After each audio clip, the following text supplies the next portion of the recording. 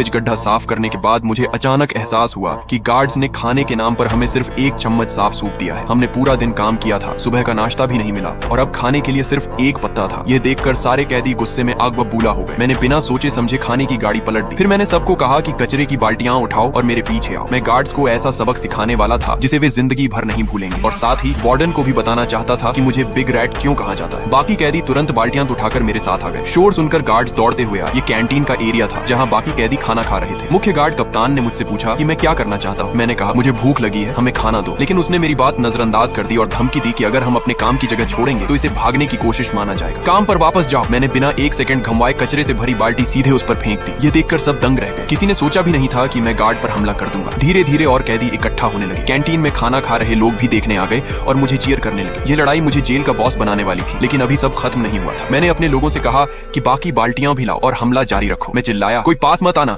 वरना गंदगी में नहा जाओगे। कैदी तालियां बजाने लगे। गार्ड कप्तान ने तुरंत बैकअप बुलाया। कुछ ही देर में जेल की रैपिड रिस्पांस टीम आ गई और उन्होंने हमें चारों तरफ से घेर लिया। कप्तान आगे बढ़ा और मुझे चेतावनी दी, अगर एक कदम और आगे बढ़े तो गोली मार दूंगा। तभी अचानक वार्डन और 3 बड़े लोग वहां पहुंच गए। सारे कैदी जानते थे कि वार्डन कितना खतरनाक है। उन्होंने तो यह भी दांव लगाना शुरू कर दिया कि अब क्या होगा, हमें खाना मिलेगा या सजा। वार्डन ने ठंडे अंदाज में कहा, मैंने तुम्हें पहले ही चेतावनी दी थी, फिर भी तुम ऐसा कर रहे हो। फिर माहौल एकदम तनावपूर्ण हो गया। लेकिन जो हुआ उसने सबको हैरान कर दिया। वार्डन ने मेरी बात मान ली। उसने आदेश दिया, रास्ता साफ करो। सब चौंक गए। क्या? वह फिर गरजा, साफ करो। पूरा माहौल खुशी से गूंज उठा। इस लड़ाई के बाद जेल में मेरी हैसियत और बढ़ गई और ज्यादा कैदी मेरे फॉलोअर बन गए। अब मेरी ताकत गैंग बॉस के बराबर हो चुकी थी। लेकिन इसके बावजूद